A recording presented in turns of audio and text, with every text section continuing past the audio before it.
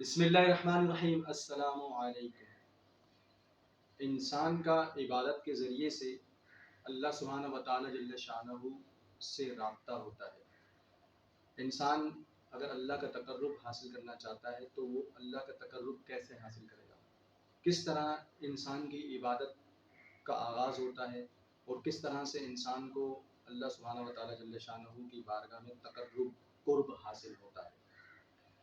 تو خالق ارض و سما اللہ سبحانہ و تعالی جل شانہ نے قرآن کریم میں ارشاد فرمایا، الا بذکر اللہ تطمئن القلوب، دلوں کا اطمینان، دلوں کا چین، دلوں کا سکون اللہ سبحانہ و تعالی عز و جل شانہ کے ذکر میں ہے۔ ذکر سے مراد ہے بار بار یاد کرنا، غفلت دور کر کے اللہ سبحانہ و تعالی جل شانہ کی طرف متوجہ ہونا اور اس کے اسماء الحسنہ کے ذریعے سے اللہ تعالیٰ کی یاد کرنا، اللہ تعالیٰ سے رابطہ کرنا، یہ ذکر کہلاتا ہے۔ تو اللہ سبحانہ و تعالیٰ جل شانہ نے فرما دیا کہ اگر سکون کے متلاشی ہو تو میرا ذکر کرو، تمہیں صرف میرے ذکر میں سکون ملے گا۔ تو سکون کا حصول، اللہ تعالیٰ کی معرفت کا حصول جو ہے وہ ذکر الہی میں ہے، اور ذکر الہی کا تعلق قلب سے ہے۔ قلب کسے کہتے ہیں؟ عام طور پر لوگ اسے دل کہتے ہیں، دراصل دل ایک لوتھڑے کا نام ہے جو خون پمپ کرتا ہے۔ بلڈ سرکولیشن کا جو مین منبع اور مرکز ہے وہ دل ہے۔ سائنسی اعتبار سے دل جو ہے وہ پورے جسم میں خون جو ہے وہ سپلائی کرتا ہے۔ تو یہ دل جو ہے، اس دل کے اندر ایک نقطہ ہے، اس نقطے کو قلب کہتے ہیں۔ اور قرآن کریم میں اس دل کے بارے میں فرمایا گیا، انشاکم وجعل لکم السمع والابصار والافئدہ قلیلا ما تشکرون۔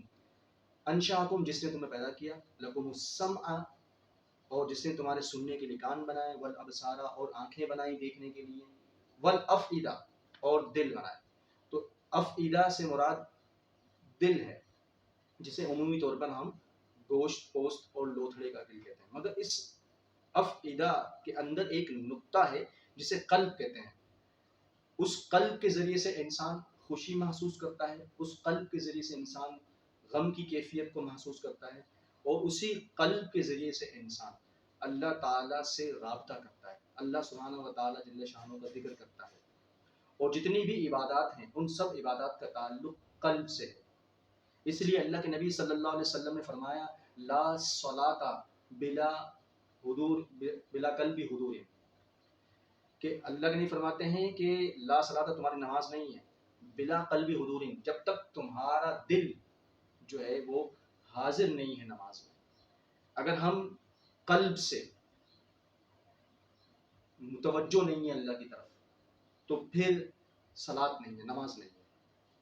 لا صلاۃ بلا قلبی حضور، جب تک ہمارا قلب اللہ کی بارگاہ میں حاضر نہیں ہوگا دوران نماز، حالت نماز میں، اس وقت تک ہماری نماز کامل نہیں ہوگی۔ تو پتہ چلا اس حدیث سے کہ نماز یعنی صلاۃ کے قائم ہونے کا تعلق حضوری قلب سے ہے، دل کا نماز میں حاضر ہونا ضروری ہے۔ اور اسی طرح سے ہم غور و فکر کریں کہ نماز کا جو آغاز ہوتا ہے وہ نیت سے ہوتا ہے۔ جب تک نیت نہ کریں نماز کا آغاز نہیں ہوتا۔ تو سب سے پہلے نماز کی نیت کی جاتی ہے۔ اس لیے حدیث پاک ہے، انما الاعمال بالنیات، اعمال کا دار و مدار نیتوں پر ہے۔ ایک اور حدیث پاک میں ہے، نیت المومن خیر من عملہ، مومن کی نیت اس کے عمل سے بہتر ہے۔ اگر عمل بظاہر طور پہ جتنا بھی خوبصورت ہو، جتنا بھی مکمل ہو، اگر نیت درست نہیں ہے تو پھر اس عمل کی اللہ کی بارگاہ میں کوئی وقت، کوئی حیثیت نہیں ہے۔ تو اعمال کا دار و مدار نیتوں پر ہے۔ اگر ہماری نیت میں اخلاص ہوگا، اللہ کی رضا ہوگی، اللہ کی خوشنودی ہوگی، تو پھر وہ عبادت جو ہے وہ اللہ کی بارگاہ میں مقبول ہوگی، منظور ہوگی، اور وہ عبادت ہمیں اللہ کا تقرب عطا کرے گی، کیونکہ اس عبادت کا تعلق نیت سے، اور نیت دل کے ارادے کو کہتے ہیں، یعنی قلب کے ارادے کو کہتے ہیں۔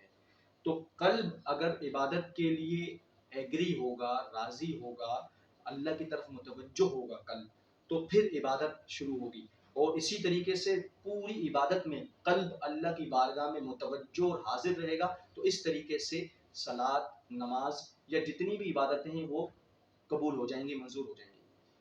روزے کا تعلق بھی نیت سے ہے، زکوٰۃ کا تعلق بھی نیت سے ہے، حج کا تعلق بھی نیت سے ہے۔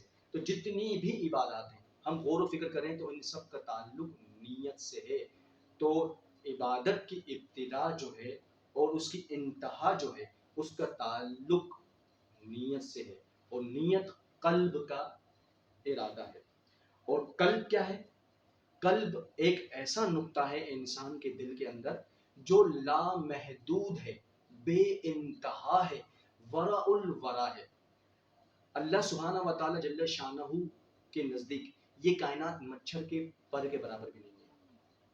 اسی لیے ایک روایت میں آتا ہے کہ اللہ نہ زمینوں میں سماتا ہے نہ آسمانوں میں سماتا ہے، بلکہ اللہ تو مومن کے قلب میں سماتا ہے۔ اب یہ جو مومن کے قلب میں سماتا ہے، تو مومن کا قلب کیا ہے؟ وہ ایسا نقطہ ہے جس کی کوئی حد اور انتہا نہیں ہے۔ کیوں کہ اللہ سبحانہ و تعالی جل شانہ کی ذات بابرکات کی کوئی حد، کوئی انتہا نہیں ہے۔ اللہ کی ذات لامحدود ہے، بے انتہا ہے، ورا الورا ہے۔ اس کے لیے، اللہ کے لیے کوئی جگہ نہیں ہے۔ اللہ ٹائم اینڈ اسپیس سے آزاد ہے۔ اللہ کا تعلق وقت زمانے سے بھی نہیں ہے اور نہ جگہ سے ہے۔ اس کے لیے لا مکان ہے، یعنی اسے مکان کی کوئی حاجت نہیں ہے۔ وہ کیونکہ مکان محدود ہے اور اللہ کی ذات لا محدود ہے، اس لیے اس کے لیے کوئی مکان نہیں ہے، کوئی جگہ نہیں ہے۔ تو وہ لا مکان سے اس کا تعلق ہے۔ تو انسان کا قلب جو ہے وہ لا مکان ہے، یعنی کہ بے انتہا وسعت والا ہے۔ اس لیے اللہ کے نبی صلی اللہ علیہ وسلم نے فرمایا قلب المؤمن عرش اللہ تعالی، قلب المؤمن، مومن کا قلب عرش اللہ تعالی، اللہ کا عرش ہے، یعنی اللہ تعالیٰ کہیں نہیں سماتا، مومن کے قلب میں سما جاتا ہے۔ تو اب اس سے اندازہ کیجئے کہ قلب جو کہ بظاہر طور پہ ایک دل کے اندر ایک نقطہ ہے، مگر اس نقطے کی گہرائی اتنی ہے کہ زمین و آسمان، جمادات، نباتات، حیوانات، ایچ اینڈ ایوری تھنگ، سب کچھ اس قلب کے اندر آ جائے پھر بھی قلب وسیع ہے۔ کیوں کہ اس قلب کے اندر اللہ کی ذات سماتی ہے۔ تو اللہ کی ذات تو لامحدود ہے، اس کا مطلب کہ قلب لامحدود ہے۔ اس لیے اللہ کو کہیں ہمیں تلاش کرنے کی ضرورت نہیں ہے۔ اللہ کا تقرب جو انسان کو حاصل ہوتا ہے عبادت کے ذریعے سے، ذکر کے ذریعے سے، وہ قلب سے ہوتا ہے۔ اس لیے قلب کی سب سے زیادہ اہمیت ہے۔ قلب انسان کے وجود کے اندر وہ جوہر ہے، وہ نعمت ہے جس کے ذریعے سے بندے کا رب سے تعلق جڑتا ہے۔ جیسا کہ آدم علیہ السلام کا جب پتلا تیار ہو گیا تو شیطان نے آدم علیہ السلام کے پتلے کا سروے کیا، اندر داخل ہو کے دیکھا اور پھر باہر نکل کے کہنے لگا کہ کوئی خاص بات نہیں ہے، یہ مٹی کا بنا ہے، ٹھیکری کا بنایا ہے، تو کوئی خاص بات نہیں ہے اس کے اندر، مگر ایک چمک دیکھی ہے میں نے سینے میں اس کے، اس میں کوئی راز ہے۔ وہ چمک جو سینے میں دیکھی، یعنی وہی دل کے اندر قلب کا جو نقطہ ہے، وہ روشن نقطہ، وہ نورانی نقطہ، وہ چمکدار نقطہ، اسی میں راز ہے۔ تو اس لیے جو قلب ہے اس کا تعلق اللہ سبحانہ و تعالیٰ جل شانہ کی ذات سے ہے۔ شیطان انسان کو وسوسے دیتا ہے، دماغ میں وسوسے اور خیالات پیدا کرتا ہے۔ قلب میں شیطان داخل نہیں ہو سکا تھا اور نہ قلب میں داخل ہو سکتا ہے۔ تو قلب وہ منبع، وہ جوہر ہے جو انسان کا تعلق اللہ سے جوڑتا ہے۔ اس لیے ہر عبادت سے پہلے نیت ہے، اور نیت کا تعلق قلب سے ہے۔ تو جب تک قلب عبادت کے لیے راضی نہ ہو، حاضر نہ ہو، اس وقت تک عبادت نہ شروع ہوتی ہے نہ مکمل ہوتی ہے۔ تو ہم چاہتے ہیں کہ ہماری عبادتیں اللہ کی بارگاہ میں مقبول ہو جائیں اور ہمارا اللہ سے تعلق جڑ جائے، ہمیں اللہ کا تقرب مل جائے، تو ہمیں چاہیے کہ ہم اپنی نیتوں میں اخلاص پیدا کریں، اپنی نیتوں کو درست کریں۔ تو نیتوں کا درست کرنا، نیتوں میں اخلاص پیدا کرنا، اسی طریقے سے ہم اللہ کی بارگاہ میں مقبول ہوں گے، ہماری عبادات اللہ کی بارگاہ میں منظور ہو جائیں گی، اور ہمیں اللہ کی خوشنودی حاصل ہوگی، ہمیں اللہ کی رضا حاصل ہوگی، اور ہمیں اللہ کا تقرب ملے گا، ہمیں اللہ کی معرفت محسوس ہوگی، اللہ کی پہچان ہمیں حاصل ہوگی جب ہماری نیت میں اخلاص ہوگا۔ اور جس عبادت کی نیت میں اخلاص نہ ہو تو پھر وہ عبادت اللہ کی بارگاہ میں مقبول نہیں ہوتی، منظور نہیں ہوتی، بلکہ رد کر دی جاتی ہے۔ تو ہم چاہتے ہیں کہ ہماری عبادات رد نہ ہوں، تو ہمیں اپنی عبادات میں اخلاص پیدا کرنا ہوگا۔